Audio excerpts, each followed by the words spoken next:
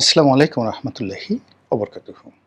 সম্মানিত দর্শক, বাংলাদেশের রাজনীতিতে আমেরিকার প্রভাব, আমেরিকার ডিপ স্টেটের মাধ্যমে রাষ্ট্র ক্ষমতায় কারা আসেন, আর সেই ডিপ স্টেট পলিসির কারণে রাষ্ট্র ক্ষমতা ছেড়ে কারা চলে যান,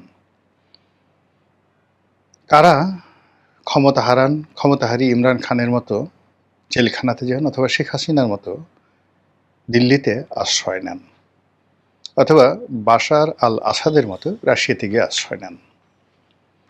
আবার অন্যদিকে আমেরিকার দাবিদার হয়ে হামিদ কারজাই হন, কিংবা ধরুন এখন অসীম মুনির থেকে শুরু করে পাকিস্তানের যিনি প্রধানমন্ত্রী রয়েছেন শাহবাজ শরীফ, কত সহজে সেই শাহবাজ শরীফ হওয়া যায়, এগুলো নিয়ে কিন্তু এখন বাংলাদেশে ভীষণ রকম আলোচনা হচ্ছে। তুলনামূলকভাবে একটু কম হচ্ছে এই কারণে যে আমেরিকা এবং ইরানের মধ্যে সংগঠিত যুদ্ধে আমেরিকা নানাভাবে নাস্তানাবুদ হচ্ছে। এই যুদ্ধের পরিসমাপ্তি কিভাবে হবে আজকের দিন পর্যন্ত আমরা জানি না। আজকে যখন এই ভিডিওটি করছি ঠিক সেই সময়টিতে পাকিস্তানে আমেরিকা এবং ইরানের যারা রাজনৈতিক নেতৃবৃন্দ তারা বৈঠকে বসেছেন, কিন্তু মুখোমুখি নন। এখনও সরাসরি তারা একে অপরের সঙ্গে কথা বলা করমর্দন করছেন না। অন্যদিকে পাকিস্তানের প্রতিরক্ষা মন্ত্রী তিনি বিশ্ববাসীকে জানিয়েছেন যে ইরান এবং আমেরিকার মধ্যে সমঝোতা হচ্ছে কি হচ্ছে না এই বিষয়ে যেন কোনো মন গড়া শব্দ, কোনো মন গড়া বাক্য, কোনো সংবাদ মাধ্যম প্রচার না করে, তাহলে সারা বিশ্ব বিপদে পড়ে যাবে। যে কোনো একটি ভুল তথ্য এই সমঝোতার যে উদ্যোগ এটিকে ভেস্তে দিতে পারে। তো যেটা বলছিলাম, ইরান এবং আমেরিকার এই যুদ্ধটা যদি সংগঠিত না হতো, বাংলাদেশে আমেরিকার যে তাণ্ডব, সেই তাণ্ডব আমরা হাড়ে হাড়ে টের পেতাম, যেভাবে এখন টের পাচ্ছে ল্যাটিন আমেরিকার দেশ ভেনিজুয়েলা। সে দেশের প্রধানমন্ত্রী নয়, সে দেশের রাষ্ট্রপতি মাদুরো, তাকে যেভাবে অ্যারেস্ট করে নিয়ে যাওয়া হয়েছে, তুলে নিয়ে যাওয়া হয়েছে, এটা কেবল সিনেমাতেই সম্ভব। জেমস বন্ড সিনেমাতে সম্ভব, ঠিক একই কায়দে তাকে তুলে নেওয়া হয়েছে। কিংবা যেভাবে ইরানের উপর আক্রমণ চালিয়ে তাদের প্রধান ধর্মীয় নেতা আয়াতুল্লাহ আলী খামেনিকে যেভাবে হত্যা করা হয়েছে, এবং এই হত্যা করার আগে প্রায় ২ বছর ধরে তারা ঘোষণা দিয়েছে যে তারা ইরানের সর্বোচ্চ নেতাকে হত্যা করবে, এবং সেই কাজ তারা করে ফেলেছে। কিন্তু সরাসরি যুদ্ধে জড়ানোর পর প্রকৃতি, পরিবেশ, ইরানের জনগণের মনোবল এবং সেখানকার সামরিক বাহিনীর রণকৌশল, সর্বোপরি হরমুজ প্রণালীর মতো একটি প্রাকৃতিক যে সম্পদ, বা যেটাকে বলা হয় একটা অমোঘ মারণাস্ত্র, একটি উত্তম ব্রহ্মাস্ত্র, যেটিকে আল্লাহ রাব্বুল আলামিন ইরানকে দান করেছেন। এই হরমুজ প্রণালী ব্যবহার করে ইরান যেভাবে এই যুদ্ধের সমস্ত গতিপথ পাল্টে দিয়েছে, যদি সেটি না হতো তাহলে আমেরিকা নিয়ে বাংলাদেশে যে সকল আলাপ আলোচনা হচ্ছে সেই সকল আলাপ আলোচনা অনেক অনেক বেশি হতো। আমেরিকা যে সকল দেশকে টার্গেট করেছে, যে সকল ব্যক্তিকে টার্গেট করেছে, যে সকল রাষ্ট্র এবং সরকার প্রধানকে টার্গেট করেছে গত ৭০ বছরে, তারা সবাই ভ্যানিশ হয়ে গেছে। সেই দেশ সার্বভৌমত্ব সবকিছু তছনছ হয়ে গেছে। এমনকি তাদের যারা বন্ধু, দীর্ঘদিন তাদের যারা বন্ধু, কোনো কারণে তাদের যদি সন্দেহ হয় যে এই বন্ধুটি আর আগের মতো কাজ করছে না, তখন তারা সরিয়ে দেয়, যেভাবে সৌদি আরবের বাদশা ফাইসালকে তারা মেরে ফেলেছিল। তো বাংলাদেশে আমেরিকার যে দাপট, এটি আমরা আসলে প্রথম দিকে টের পাইনি। যখন আমি নিজে সংসদ সদস্য ছিলাম, তখন আরও অনেকের মতো আমেরিকার সঙ্গে আমারও ভালো সম্পর্ক ছিল। আমেরিকার রাষ্ট্রদূত কিংবা আমেরিকার ফেলোশিপ নিয়ে সে দেশে যাওয়া, সে দেশে ভ্রমণ করা, এই সুযোগ আমার হয়েছে। কিন্তু তারপরেও আমেরিকা সম্পর্কে যে নেতিবাচক চিন্তা চেতনা, সেই নেতিবাচক চিন্তা চেতনা করার সুযোগ আমার ১ম হয় ড্যান ডব্লিউ মজীনার জামানাতে, যখন তিনি রাষ্ট্রদূত ছিলেন। ওই সময়টাতে শেখ হাসিনা মূলত ড্যান ডব্লিউ মজীনার সঙ্গে খুব খারাপ আচরণ করতেন। তিনি তাকে সেই কোনো সরকারি অফিসে ঢুকতে দিতেন না, এবং বাংলাদেশ সরকারের সকল কর্মকর্তা কর্মচারী, এমনকি এদেশে যারা তথাকথিত আমেরিকার এজেন্ট, তাবেদার বা ডিপ স্টেটের এজেন্ট রয়েছে, তারা সকলেই সরকারের কড়া নজরিতে ছিল যে কেউ যদি আমেরিকান রাষ্ট্রদূতের সঙ্গে দেখা সাক্ষাৎ করে, তাদের সকলের উপর শেখ হাসিনার খড়ক নেমে আসতো। এটা আমার ভালো লাগতো না। আমি মনে করতাম যে এটা একটা অন্যায় হয়েছে। কিন্তু যেকোনো একটা ব্যক্তিগত কারণে যখন এই ড্যান ডব্লিউ মজীনা বা মার্কিন রাষ্ট্রদূত, এদের আসল চেহারাটা আমি দেখতে পেলাম,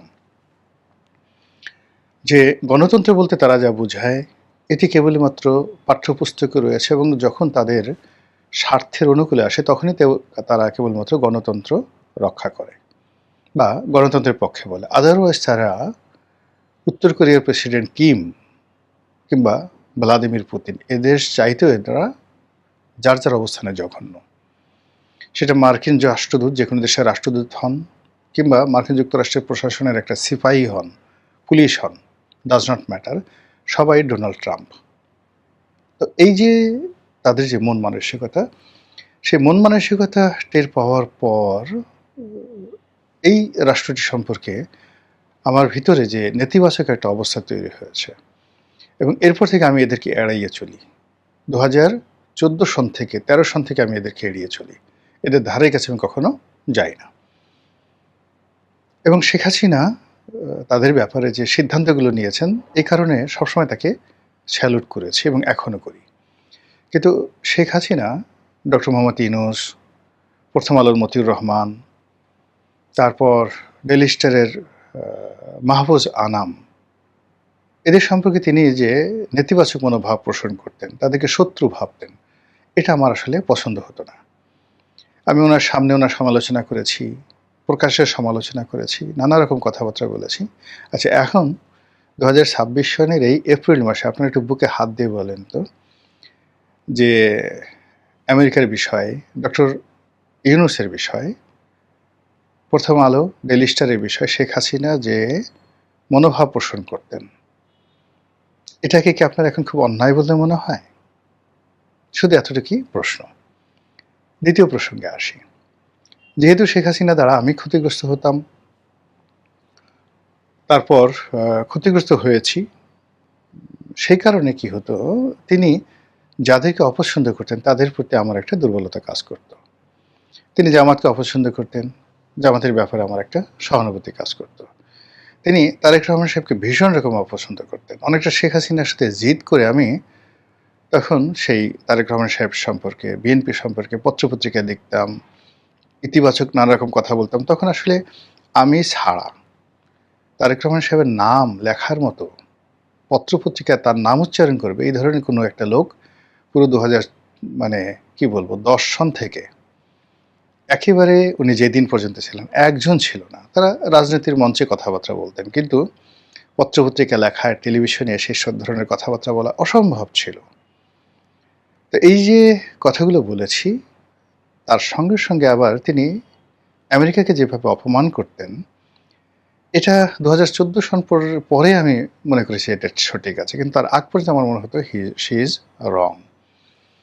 তিনি কেন হিলারি ক্লিন্টনকে পাত্তা দিতেন না, কেন বারাক ওবামাকে পাত্তা দিতেন না, কেন জন কেরি পররাষ্ট্রমন্ত্রী তাকে পাত্তা দিতেন না, এবং আমেরিকাকে দুই চোখে দেখতে পারছেন না। আমেরিকা যখন বাংলাদেশকে, যাকে বলা হয় বাংলাদেশের উপর নিষেধাজ্ঞা দিল, তিনি তখন স্বাগত জানালেন। ড্যাম কেয়ার, যে ওরা কি করবে, র্যাবকে দিচ্ছে, পুলিশের আইজিকে দিচ্ছে, ডাজ নট ম্যাটার। সে বলে যে আমরা কেউ আমেরিকা যাব না, আমেরিকায় যাব না, আমেরিকার কোনো কিছু আমাদের দরকার নেই। তো তারপর তিনি টিকে ছিলেন। তো যখন দেখা গেল যে তার সাথে আর পেরে উঠছে না কূটনৈতিকভাবে, তাকে চাপ প্রয়োগ করে কোনো কাজ হচ্ছে না, তখনই এই যে ডিপ স্টেটের যে খেলা, সেই নির্মম খেলায় আমাদের যে কি ক্ষতি হয়ে গেছে, কি সর্বনাশ হয়ে গেছে, কি গোলামের জিনজির, দাসত্বের শৃঙ্খল আমাদের হাতে পায়ে 18 কোটি মানুষের হাতে পায়ে পুড়িয়ে দেওয়া হয়েছে। এই শৃঙ্খল থেকে কবে রক্ষা পাব? কে রক্ষা করবে? কে আমাদের বান্ধব হয়ে এগিয়ে এসে আমাদের এই জাতিকে নেতৃত্ব দিয়ে এই আমেরিকার কবল থেকে আমাদেরকে রক্ষা করবে আমি জানি না। তবে দিন যত যাচ্ছে ততই অন্তত আমেরিকার এই বিষয়ে শেখ হাসিনার গ্রহণযোগ্যতা, তার প্রয়োজনীয়তা মানুষ অনুভব করছে। একই সঙ্গে মানুষ বিশ্বাস করা শুরু করেছে। তিনি যখন বলতেন যে তারা আমার কাছে এই সেন্ট মার্টিন চায়, বিনিময়ে তারা আমাকে ক্ষমতায় রাখতে চায়, আমি বঙ্গবন্ধু কন্যা, আমি কখনোই এই সেন্ট মার্টিন বিক্রি করে, দেশ বিক্রি করে ক্ষমতায় থাকতে চাই না। এই কথাগুলো আমাদের কাছে মনে হতো যে তিনি নাটক করছেন, অভিনয় করছেন। কিন্তু আজকের দিনের বাস্তবতা দেখেন, আমরা কোথায় দাঁড়িয়ে আছি। শেখ হাসিনা তার যে ভালো কাজ, সে ভালো কাজের জন্য অবশ্যই আমাদের কাছে প্রশংসিত হবেন। তার মন্দ কাজের জন্য তিনি আমাদের সকলের কাছে, প্রকৃতির কাছে, আল্লাহর কাছে, দেশবাসীর কাছে নিন্দিত হবেন। এটাই স্বাভাবিক, ভালো মন্দে মানুষ। কিন্তু এই আমেরিকার যে এই বিষয়টি যদি আপনি স্মরণ করেন, আমার কাছে শেখ হাসিনার যে ব্যক্তিত্ব, এটাকে একটা বিস্ময়কর বলে মনে হয়। অসাধারণ তার বাগ্মিতা, অসাধারণ তার সাহস, অসাধারণ তার কৌশল, অসাধারণ তার ডিপ্লোম্যাসি। এর কারণ হলে এটা শুধু মুখে ঘোষণা দিলে হবে না। আমেরিকা যখন বলছে যে শেখ হাসিনাকে ক্ষমতাচ্যুত করবে, তিনি জানতেন প্রতিটি মুহূর্তে তার ভয় ছিল তাকে মেরে ফেলা হবে। প্রতিটি মুহূর্তে এই যে 2024 সনের জুলাই আগস্টে যে ঘটনা ঘটেছে, এটা 2014 সনে তার জীবনে ঘটতে পারত। এই 10টা বছর তিনি আমেরিকার মৃত্যু পরোয়ানা নিয়ে এই বাংলাদেশে ঘুরে বেড়িয়েছেন, কিন্তু কাউকে বুঝতে দেননি। আজকে আমাদের এই সরকারের যে কষ্ট, অভাব, অভিযোগ, এই অভাব অভিযোগ অনেকগুলো কৃত্রিম। আমেরিকার ডিপ স্টেটের এজেন্টরা এখনও তৎপর। তারা সরকারকে ভয় দেখিয়ে ইউনুস সরকারের জমানাতে যে সকল চুক্তি হয়েছে সে সকল চুক্তি বাস্তবায়ন করার চেষ্টা করছেন। এই ভয় শেখ হাসিনার জমানাতে ছিল। বিশ্বব্যাংককে দিয়ে, IMF-কে দিয়ে, ডিপ স্টেটের বাংলাদেশে যে সকল শক্তিশালী মাধ্যম রয়েছে তাদেরকে কিচেন ক্যাবিনেটে পাঠিয়ে দেওয়া হয়েছে। সে এমনকি শেখ হাসিনার ঘরের মধ্যে পাঠিয়ে দেওয়া হয়েছে। শেখ হাসিনা যখন বিদেশে গেছেন তখন সে বিদেশে তাকে আক্রমণ করা হয়েছে। কিন্তু তিনি এই যে সাহস নিয়ে দাঁড়িয়েছিলেন, আর সে সাহসের পেছনে দেশে এবং বিদেশে তিনি বন্ধু তৈরি করে ফেলেছিলেন, কূটনৈতিক বন্ধু। কাতারের আমিরের সঙ্গে তার পারিবারিক সম্পর্ক ছিল, চীনের সঙ্গে তার সম্পর্ক ভালো ছিল, ভারতের সঙ্গে তার সম্পর্ক ভালো ছিল, সৌদি আরবের এই যে মোহাম্মদ বিন সালমান, তার সঙ্গে সম্পর্ক ভালো ছিল। এমনকি জো বাইডেনের সঙ্গে এবং পুতিনের সঙ্গে সমভাবে একটি সম্পর্ক গড়ে তুলেছিলেন ব্যক্তিগতভাবে। যদিও আমেরিকা রাষ্ট্রগতভাবে তার বিরুদ্ধে ছিল, কিন্তু ইন পার্সন মার্কিন যে লবিস্ট গ্রুপ দ্বারা তিনি ক্ষমতার যে জায়গাগুলো সেখানে যথাসম্ভব নিউট্রাল করার চেষ্টা করেছিলেন। আমাদের এই সময়টিতে বর্তমান প্রধানমন্ত্রীকে অন্তত এই একটি বিষয় আমি বলবো, যদি তিনি শেখ হাসিনার মতো দৃঢ় হতে পারেন, সাহসী হতে পারেন, কিন্তু আমি চাই তিনি আরও ভালো করেন, শেখ হাসিনা সে আরও ভালো করেন। এই মার্কিন যে চুক্তি, এই চুক্তি থেকে বের হয়ে আসুন, এই চুক্তিকে প্রতিহত করুন, যা হবার হবে। ক্ষমতায় থাকলেই মানুষ চিরঞ্জীব হয় না, ক্ষমতায় থাকলেই মানুষ সুখী হয় না। অনেক মানুষ মরে গিয়েও অমরত্ব লাভ করে। আপনার মায়ের দিকে তাকিয়ে দেখুন, এত কষ্টের পরও এই পৃথিবী তাকে কি দিয়েছে, এই বাংলাদেশ তাকে কি দিয়েছে?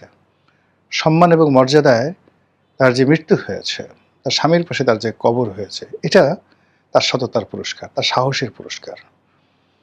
তো সেইভাবে ডক্টর মোহাম্মদ ইউনূস যে কাজগুলো করে গেছেন, সেই কাজগুলো যে তারেক রহমান সাহেবকে করতে হবে, নট লাইক দ্যাট। মূলত তারেক রহমান সাহেবের যে দেশপ্রেম, এটা জাগ্রত করানোর জন্য, তার সাহস যোগানোর জন্য, শেখ হাসিনার প্রসঙ্গ তুলে তাকে ঈর্ষান্বিত করার জন্য মূলত কথাগুলো বললাম। মহান আল্লাহ এদেশে কল্যাণ করুন, এদেশকে স্বাধীন এবং সার্বভৌম রাখুন, এই প্রার্থনা করছি। আসসালামু আলাইকুম ওয়া রাহমাতুল্লাহি ওয়া বারাকাতুহু।